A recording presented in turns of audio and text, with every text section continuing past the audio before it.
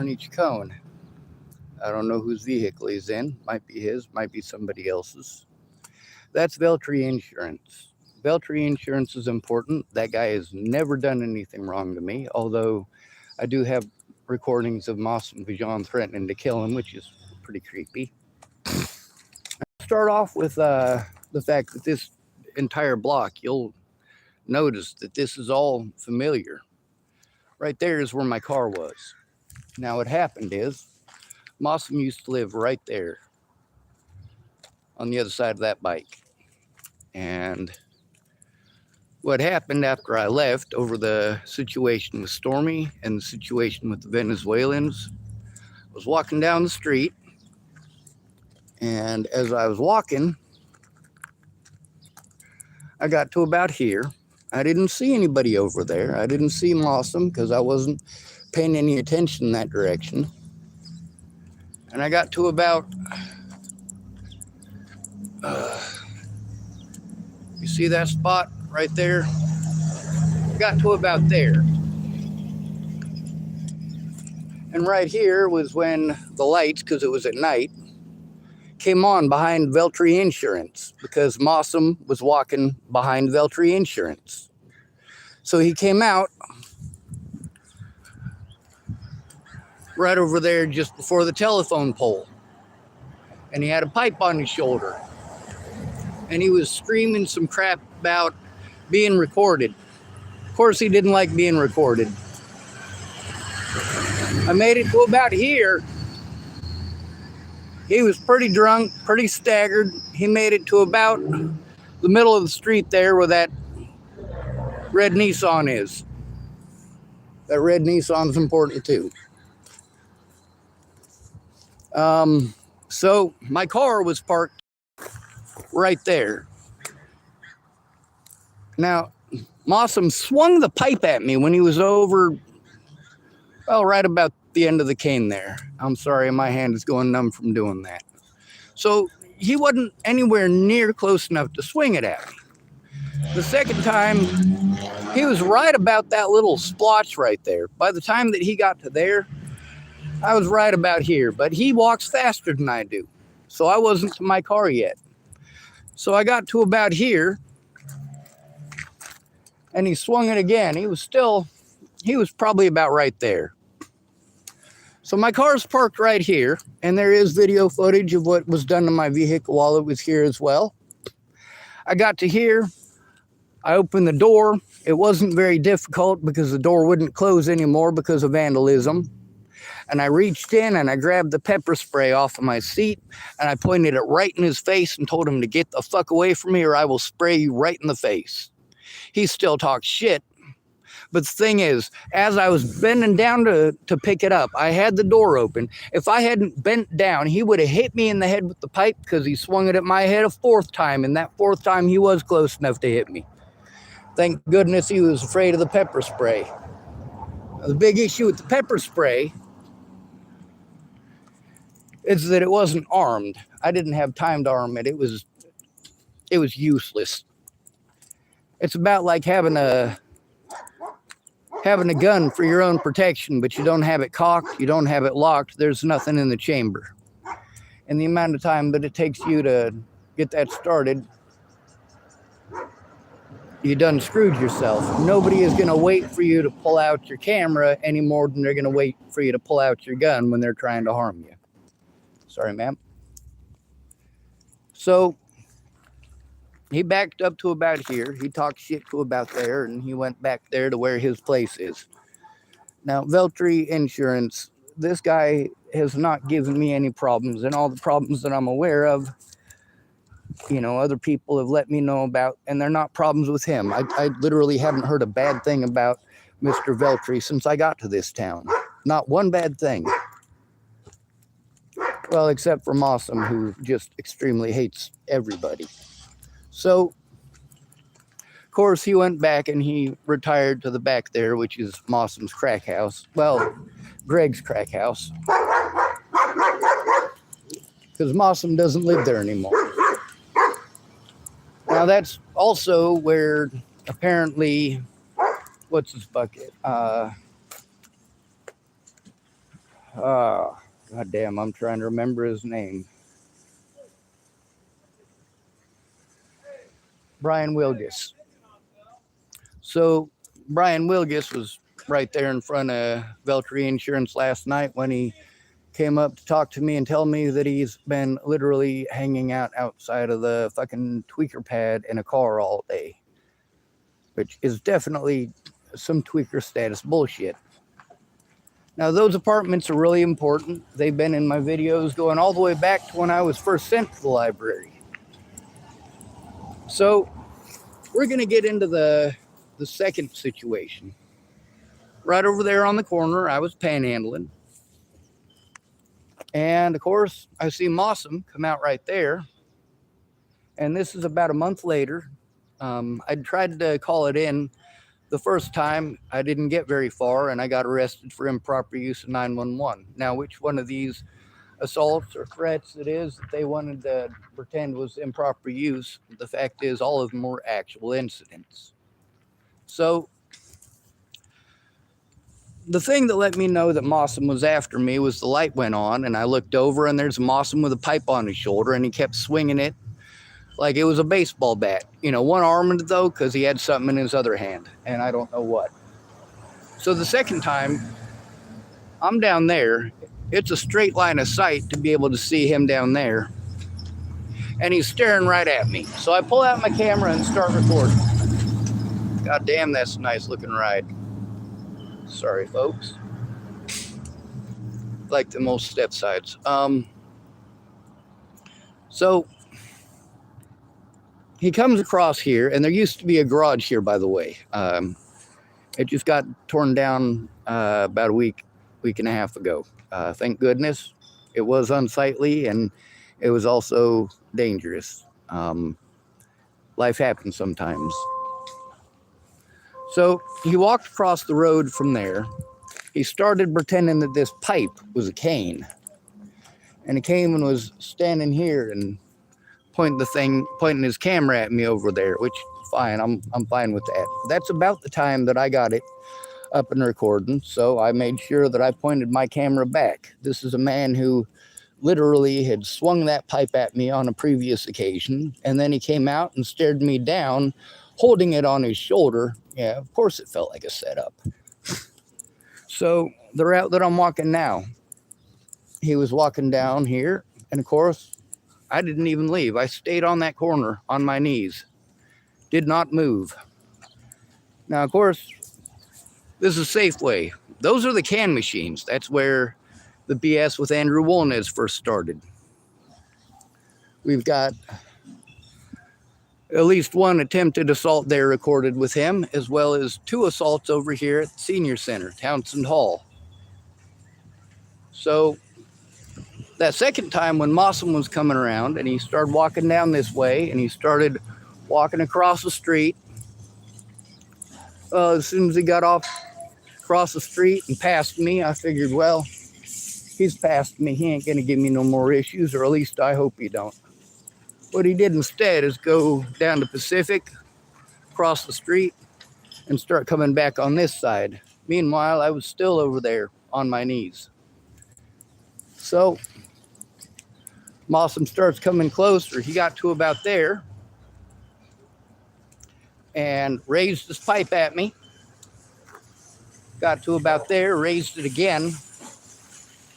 When he got right up to me, I was yelling at him to go the other direction. Do not come near me. I mean, this is a man who we have recordings on my YouTube channel of this man threatening to kill me. We've got evidence from this man's messaging showing the very same thing. And of course, he just loves to threaten to kill people. Now, if you notice, you know, it's a pretty decent walk from there to down here. But the thing is that I had all of my stuff around me, and it would have taken longer for me to get everything packed up and put away just so that he could cross the road down there like an asshole.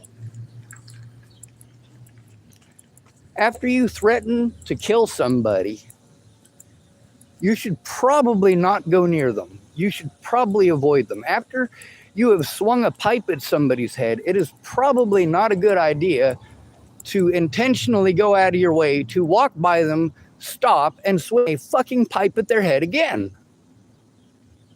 But that's exactly what he did. He walked from over there where the apartments are, across the street. That's when my recording was able to get started, and he started pretending the damn thing was a cane. He walked across here and over to there, across the road. That's Maine, I guess, not Pacific. I do apologize. So he crossed at Maine. He didn't actually go anywhere. Now, he claims that he was coming back from the hospital, but the hospital's that way. Another story that he told is that he was coming from the bank, but his bank is over there and his other bank is over there, and he didn't stop at either one of those. No, he just crossed the street and started walking on the side of the street that I was on. Now, one thing is, when he was coming back my direction, seeing that I didn't have the phone, there's a good possibility that he wanted to assume that I had stopped recording and it was going to take a whole minute to start recording again. Well, that's not what it took, because all I did was set my phone down. I didn't have to do anything more. Just set my phone down and allow it to record. And when he came up and swung that goddamn thing in my face, well, I did this. I was still on my knees. I backed my head up, my left hand went left, my right hand went right, and I absolutely squeezed the trigger on that bear spray. Now, did I do it because I was out to hurt people? Oh, hell no. I just wanted him to get the hell away from me. This is, like I said, we've got recordings of this man threatening to kill me. You can hear him cocking his firearm. You can even hear in one of the videos the ball hitch bouncing off the wall next to my head. Yeah, I would definitely consider that attempted murder.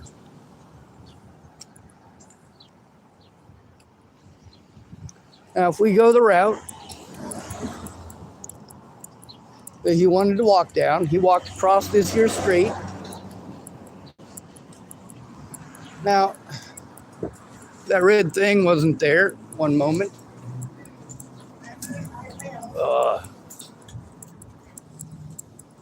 Blue. And that little blue thing wasn't there. That little blue car thingy. If it had been there, Mawson would have had to walk around it. However, you can see me on that corner. When somebody's flying a sign on that corner, you can see them from here. You can see them when you're crossing the road.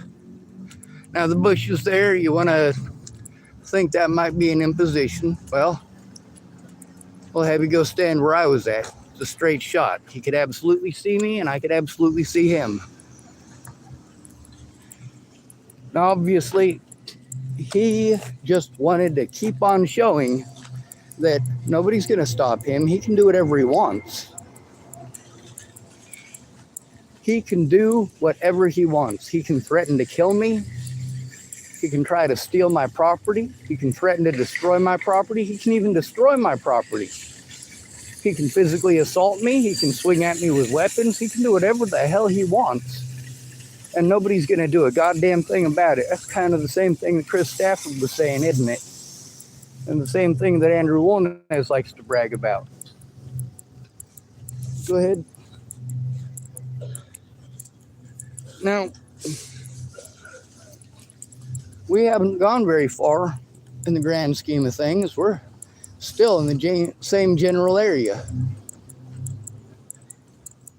Now, like I said, most of this crap started over at the can machines with Andrew Wolnez and Scott Brown. Now, in many of the videos, you get to see me being assaulted right here on this corner. This very corner.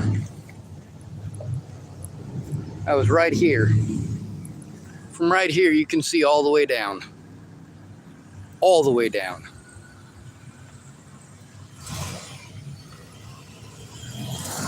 So when Masum came at me with the pipe, I hadn't come off my knees. I was right here, on my knees. I use a cane to stand up and to sit down. And Masum wanted to continue walking right up to me and swing that thing at my fucking head. God damn, that's nuts. Of course, we didn't get to show the jury the threats against my life that you guys got to hear. Because, well, public pretenders are notoriously lazy pieces of shit. So the spray went off and it went that direction. And of course, like I said, I was on my knees right here. And he came up on me. Just a little further forward. He came up on me. There's not much space in between here and that bush. Between his arm reach and that particular pipe that he had in his hand, well, I had to back up. See, backing up. But also, I had pepper spray in this hand, or bear spray, capsaicin compound, and it was side by side with my telephone, and my telephone was here, and I was pointing it because this dude was coming at me with a fucking pipe, not a cane. It was not a cane, and he does have a cane there. He has his own cane, which is not his. Somebody left it. And then the cane that I left there. So he has two canes there. He could have at any point used a cane, but he didn't. He chose to grab a pipe and come menace me. What a swell feller. How about the Andrew Wolnez thing? People at Safeway told me if there's an issue that I'm supposed to go into the Safeway. But Andrew Wolnez was playing goalie right there. When one of the staff members came out, I walked right there to where the staff member was. Realized that they weren't going to do anything about the situation. So going into the Safeway wasn't a safe situation. Andrew Wolnez had to go in to change in his ticket. And as a result, I came across the street here and decided to wait my turn. Well, he was so busy yelling and screaming about me being a pedophile and all this other crap. I was like, you know what? I'm just going to avoid this guy. And I went over to right over there on the other side of Lighthouse Vision Care. On the other side of Lighthouse Vision Care, on the other side of those bushes that you see there, matter of fact, I had my car parked on the other side of it. Andrew Wolnez had gotten a hold of me on my YouTube channel to harass me, which is how I found out his name. That's right. The day he started his bullshit over there at Safeway, and there was not an appropriate response from Safeway. The appropriate response when somebody is fucking threatened or assaulted on your goddamn property is to do your goddamn job to keep your customers safe. You need to call the fucking cops. But repeatedly, that's not the situation that happened.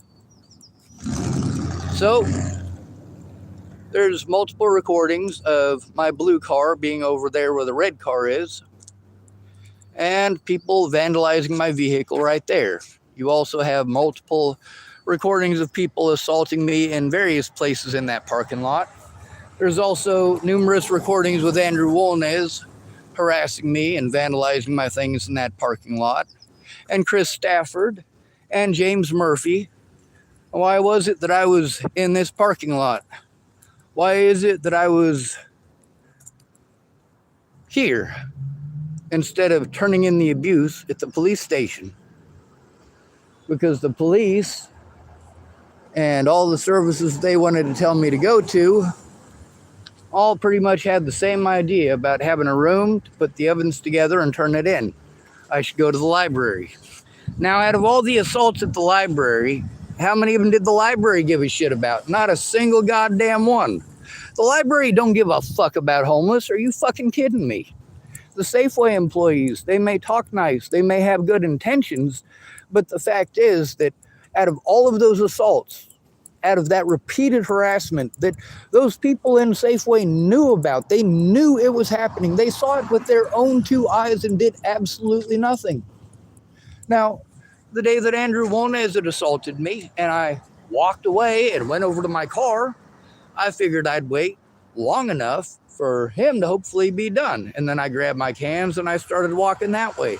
That's when Andrew Wolnez started walking up this street, fucking eyeballing me. I was about right there. Dude moves faster than me. I can't help that. Same thing with Masum. Even if I had been able to pack up all of my stuff and get out of the way so that Masum could assert his tyranny, I was right over there. And Andrew Wolnez was eyeballing me and beelining it. And he marched right across the road, started hitting me and started hitting my phone. Now you might notice some of this stuff from that picture. How there's a change of scenery about 5 times in that. That's because he wasn't just hitting me. He was also hitting my telephone.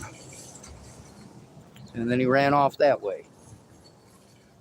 Later on that day, after he had gotten a hold of me and I found out what his name was, I posted up another video. Imagine that. Speaking about the situation, I didn't like the inappropriate response, and I was in my car right there. Well, Andrew Wolnez, lo and behold, came up behind my vehicle and kicked it repeatedly in the back. Wanted to yell at me for calling him a predator. Well, what he had done and continues to do is absolutely predatory. You guys also get to see that, yeah, working with junkies, whether they claim to be sober or not, they're probably not. They're probably trying to get something out of you. As soon as they have something of use, and telephones are of use, money is of use, as soon as they got that, they're fucking gone. So Andrew Wolnez, September 21st of 2023, after the bullshit at the Safeway and then assaulting me 2 more times over here, comes over to my vehicle, kicks it in the back, and then gets into my seat. Gets into my vehicle to threaten me and accuse me of killing a little girl in Colorado. Claiming that he's got 6 kids. Yeah, 6 kids that he doesn't take care of. 2 of those kids are girls, he says. Now, is that his personal business out there for everybody to hear? You goddamn right it is. It's also his excuse. I was making a live recording when he decided to come up and try being like that. He wanted to give out his personal business and his personal information. Well, what, you mean like not taking care of your daughter? He gonna pretend when his daughter is 20 years old that he magically gives a shit about her all of a sudden? Holy fuck, this is some nutty squirrel turd bullshit. But that's not the only assault. There are several of them that happened while my car was parked there.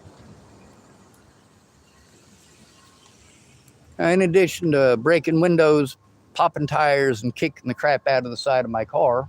And that's where this happened. I pulled out my vehicle and I drove to right here. There's a little bit of a speed bump. I make sure that I coast over the speed bump nicely when I see Andrew Wolnez walking very rapidly from that direction. Now, of course, I got to look both ways before crossing the road, and he's already kicking my vehicle. And of course, you all know that lady who got charged with vehicular assault because a protester kicked the side of her vehicle while she was driving off. Goddamn right, I'm afeared of that shit. How many cops have shot people for stuff like that? So all I can do in order to not be made out the bad guy is let Andrew Wolnez kick the shit out of my car. And I left here and I went way the hell over there to a place called Center Market, and I parked there, and Andrew Wolnez showed there to kick the shit out of it. Of course, I've only got 7 of the 9 assaults, actual physical assaults by Andrew Wolnez recorded, but the 9th one happened right over there on the sidewalk. Andrew Wolnez was over here fucking with my vehicle and cursing at it. I wasn't in it. I don't know what good it was going to do. So he came around on his bike and rode right up to me and pulled his fist back. Now, you don't pull your fist back. That's stupid. But it wasn't that. It was the freaky part. It was him leaning in. Now, did I beat the living shit out of him? No. Did I even hit him? Hell no. It was the only time I actually defended myself in any way, shape, or form against Andrew Wolnez. And while he was trying to headbutt me over and over and over again, turned out he was succeeding, but I got a pretty hard head. Well, the only thing that I could do to make sure that he didn't injure me is to try to control his head by pulling on his nose.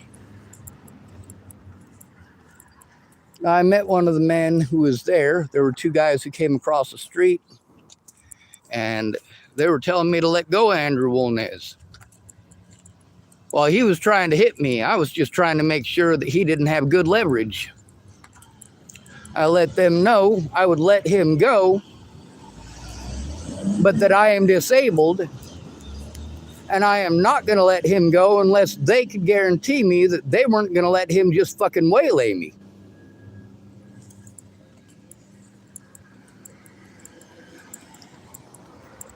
It wasn't a matter of hurting people. It was a matter of stopping him from harming me. Stop him from vandalizing my things. To stop him from doing more injury to me. But that didn't matter. And none of these junkies want to be on YouTube. Of course not. Nobody wants to be fucking known as a junkie or a snitch when they're fucking jonesing. You know, that's one of the worst things for a junkie to be, is a snitch. Because, well, you might snitch on your dealer. It ain't about doing the right thing. It's about getting your stash. Now there's, well, like I said, quite a few assaults just in this area. There's also the situation with not having a friend or family member that gives a shit. I have to deal with people who have got all these things they've already decided. These folks who think that it's okay, that because they're a drug addict, that it's okay to steal from you. That it's okay to try to change the deal repeatedly. To not keep their word after taking your money or promising you that they're going to go do these things and they don't. Brian Wilgus has been a disgusting person since I met him. There's almost nobody in town who likes him because of that. However, he was a witness to multiple situations. As a result, I make sure I speak up. Now, Masum, when he was over there on the corner and he came across the road, he stopped in the middle of the road to lift his pipe one more time and to threaten me. And then he came over here and he set the pipe against the pole there. Go ahead. And then after he'd set the pipe against it, which you'd obviously have to be able to see to be able to do, then he pointed the phone at me and called 911 or whoever it is that he called. Although later on he was trying to claim that he hadn't. And he pointed it at me, and then he walked fine and dandy part of the way down there. Now, he did have a little bit of issues as soon as he was part of the way through the road and poked himself in the fucking eyeball. Like, yeah, if you poke yourself in the eyeball, yeah, that is definitely not the same thing as being sprayed in the face with bear mace. And if you've been sprayed in the face with bear mace, you know that you can't see shit. That stuff will drop you immediately. Obviously, it's made for bears. So now we encounter the issue of, you know, we've got the senior center right next to the crack house. What are you going to do? Move the senior center or move the crack house? Maybe you'll move the crackheads out, but where are you going to move them to? Out on the streets in a fucking tent?